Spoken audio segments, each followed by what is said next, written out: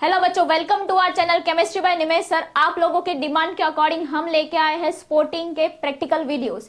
इसके अंदर हम देखेंगे आज का sporting that is various stages of female gametophyte in ovary of flower. इसमें हम देखते हैं कि कैसे आप डिस्क्रिप्शन लिखोगे पर्टिकुलर स्पोर्ट का, कैसे आप आइडेंटिफाई करोगे, कौन सा डायग्राम ड्रॉ करना है, कितने मार्क्स का होता है, ये सारी चीजें आज हम देखते हैं। सो लेट्स स्टार्ट।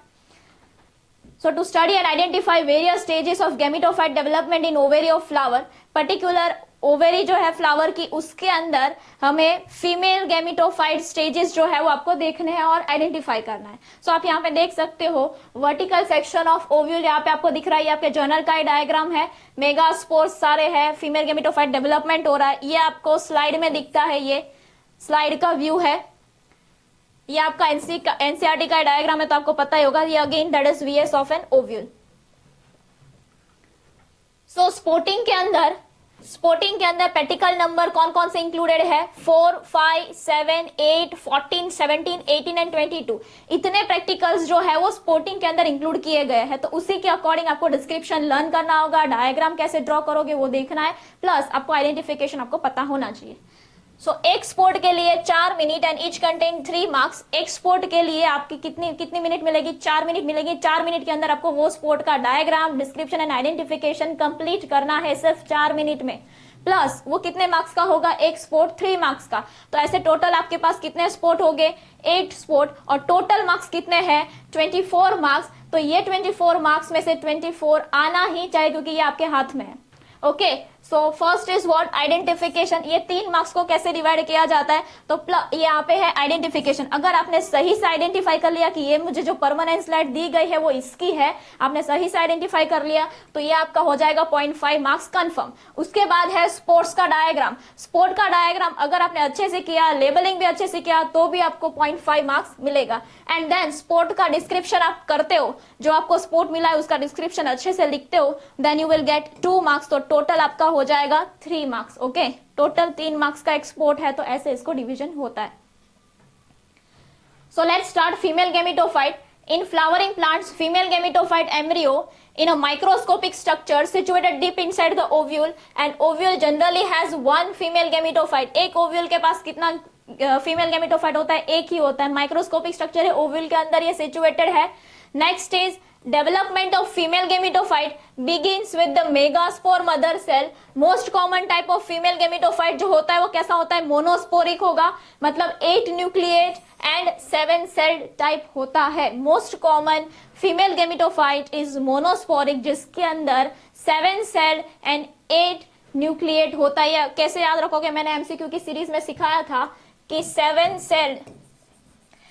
सेल्ड और 8 न्यूक्लिएट।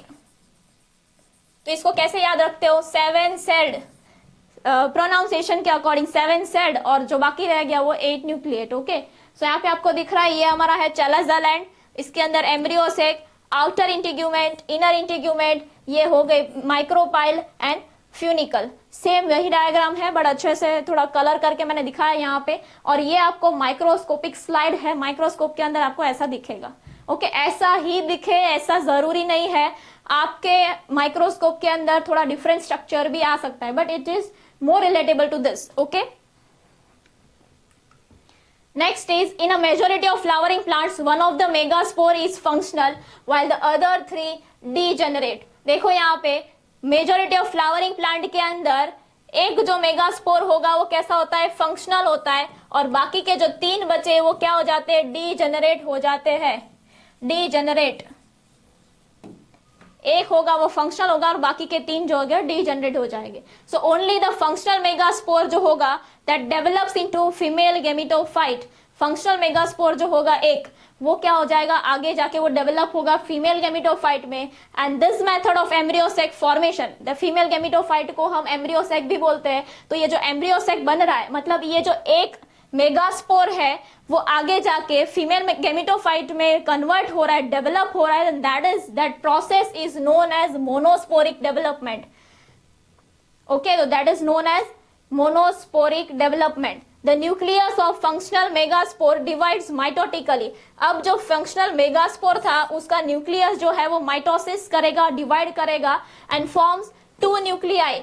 एक जो न्यूक्लियस है वो कितने न्यूक्लियाई फॉर्म करेगा, 2 nuclei, which moves to the opposite poles forming the 2 nucleate embryo sac। ये 2 न्यूक्लियस बन गया। अब ये जो है वो कहाँ पे जाएगा, ऑपोजिट पोल्स के ऊपर जाएगा ऐसे, and forms 2 nucleate embryo sac. ये मेरे पास एम्ब्रियो सेक ही था, बट इसके अंदर क्या था, एक न्यूक्लियस था, आगे जाके वो कितने न्यूक्लियस के अंदर कन्वर्ट हुआ, 2, और 2 न्यूक्लियस जो है वो पोल की तरफ गए, और पोल की तरफ जाके इसका नाम क्या हो गया, 2 न्यूक्लिएट एम्ब्रियो सेक। ओके, 2 मोर सिक्वेंशियल माइटोटिक डिवीजन, इसके अंदर और माइटोटिक डिवीजन की सीक्वेंस में अंदर चलेगा, और 2 माइटोटिक डिवीजन हो गए, nuclear division result in the formation of 4 nucleate and later 8 nucleate. यहाँ पे 2 बने तो 2 में से और क्या बनेंगे, 4 बनेंगे, 4 में से 8 बनेंगे। तो ऐसे एम्ब्रियो सेक के अंदर और बनते जाएंगे न्यूक्लियस। ओके, तो ये आपको डायग्राम यहाँ पे दिख रहा है। ए क्या है, megaspore with 2 nucleus, megaspore with 2 nucleus यहाँ पे आपको दिख रहा है। देन 4 न्यूक्लिएट स्टेज आपको यहाँ पे दिख रहा है, 1 2 3 4 न्यूक्लिएट स्टेज। उसके बाद है 8 न्यूक्लिएट स्टेज, और उसके बाद है 8 nucleate stage showing 3 2 3 distribution of nuclei. जो न्यूक्लियाई का डिस्ट्रीब्यूशन है वो आपको दिखा रहा है, एंड ये हमारा हो गया मैच्योर एम्ब्रियो। ओके, तो यहाँ पे वही आपको यहाँ पे दिखाया है 2 4 8, और ये डिस्ट्रीब्यूशन कैसे होता है, और ये हमारा फाइनल डायग्राम। ओके, मैंने वही बताया ना कि हमारे पास पहले कितना होता है, 1 होता है, 1 में से कितना बनेंगे, 2 में से आगे जाके 4 में से 8, ऐसे इतने न्यूक्लियस बनते हैं। तो यहाँ पे आपको दिख रहा है 4 है।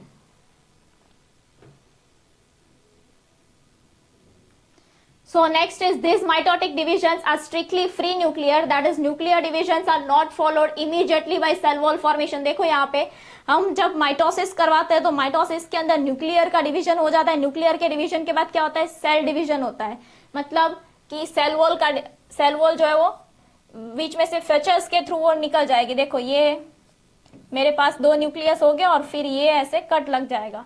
तो ये जो है साइटोकाइनेसिस बोलते हैं, ये साइटोकाइनेसिस नहीं होगा इसके अंदर। देखो यहाँ पे लिखा है strictly free nuclear, that is nuclear division and are not followed immediately, cell wall formation नहीं होता है। And after the 8 nucleate stage, 8 nucleate stage के बाद cell walls are laid down leading to the organization of typical female gametophyte और embryo sac।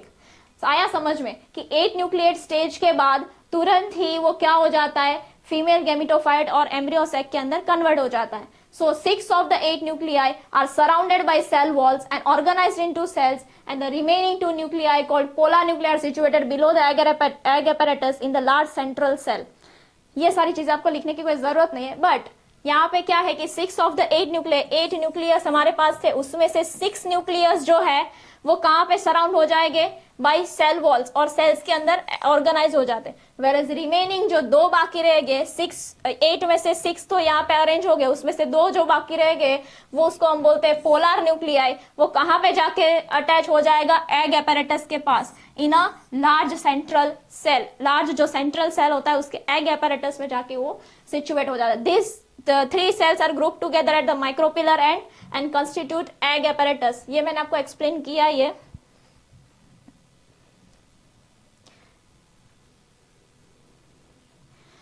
देखो यहाँ पे ये जो स्टेटमेंट है वो क्या बता रहा है, 3 सेल्स जो है वो ग्रुप हो जाते हैं, 3 सेल जो है वो ग्रुप हो जाते हैं together at a micropylar and. कौन सी एंड पे, माइक्रोपिलर एंड, और वो क्या फॉर्म करेगा, एग एपैरेटस।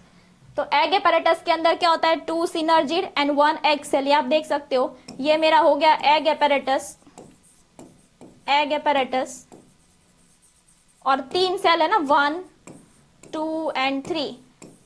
तो 3 सेल हो गए, और 3 सेल में से 2 जो सेल होते हैं, ये जो 2 सेल है दैट इज योर सिनर्जिड, और एक होगा मेरा एग। ओके, यहाँ पे आपको दिख रहा है ये एक जो है वो एग है, और 2 मेरे हो गए सिनर्जिड्स। तो एग एपैरेटस के अंदर क्या होता है, 2 सिनर्जिड सेल होता है और एक एग सेल होगा। ओके फाइन, तो यही चीज होती है। 3 cells are at the chalazal end. ये माइक्रोपिलर एंड के पास 3 सेल थे, अब 3 सेल जो है वो चालाजल एंड के पास होगा, and that is known as antipodal cell.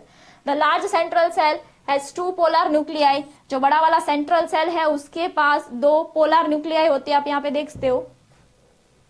ये जो सेंट्रल सेल है पूरा, उसके पास ये जो सेंट्रल सेल है उसके पास क्या है, 2 पोलर न्यूक्लियाई है, और ये चालाजल एंड के पास 3 एंटीपोडल सेल। तो मैंने वही तो बताया कि 3 जो सेल है, 3 सेल जो है माइक्रोपिलर एंड के पास अरेंज हो जाएंगे और फॉर्म करेंगे एग एपैरेटस, 2 सिनर्जिड हो गए और 1 एग, 3 हो गए।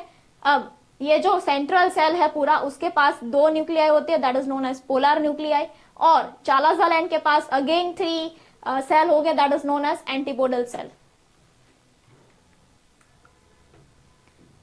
And a large central cell has 2 polar nuclei. Thus, a typical angiosperm embryo sac at maturity, though possess 8 nucleate, is 7 celled. कितना होता है? 8 nucleate and 7 celled. तो आपको इसमें दिखाई देगा कि